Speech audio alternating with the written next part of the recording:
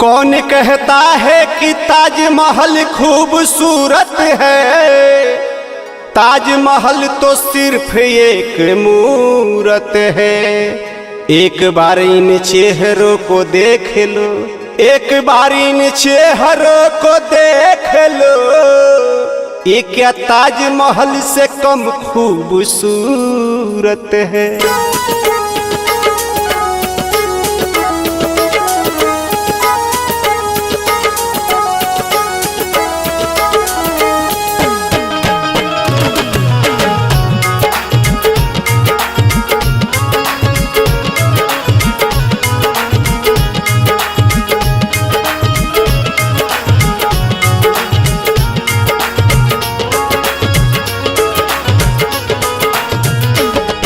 ऐसे ताको न हम पे जान, न तो ईमान बदल जाई।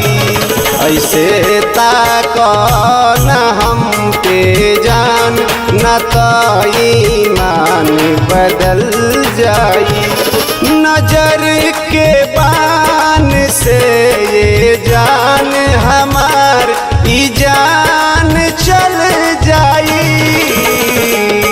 ऐसे ताको न हम पे जान, न तो ईमान बदल जाई।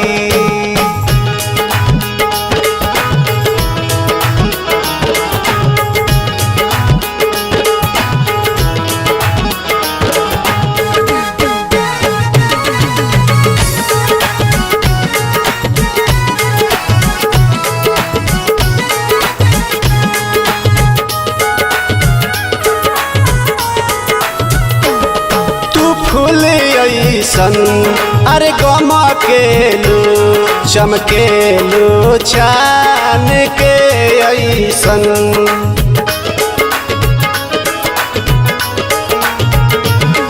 गोरे गोरे ई गाल पर लटकेला बाल नगन ऐसन।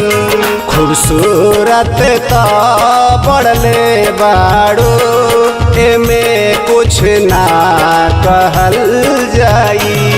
ऐसे ताको न हम पे जान, न तो ईमान बदल जाई।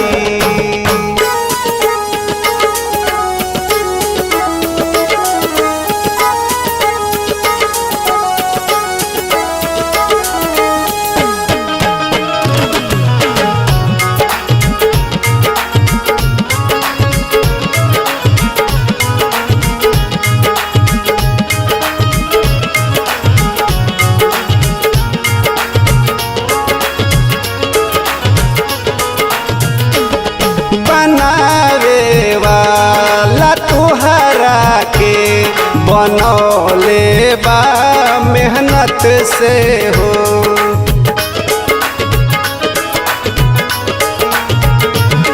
चिकन चाकन ई बॉडी के सजौले बा फुर्सत से हो। फूलों से भी नरम ई बदन पे मन ई मनोज फिसल जाई। ऐसे ताको न हम पे जान, न तो ईमान बदल जाई। ऐसे ताको न हम पे जान, न तो ईमान बदल जाई। ऐसे ताको न हम पे जान, न तो ईमान बदल जाई। नजर के बान से ये जान हमार ई जान चल जाई। ऐसे ताको न हम पे जान, न तो ईमान बदल जाई।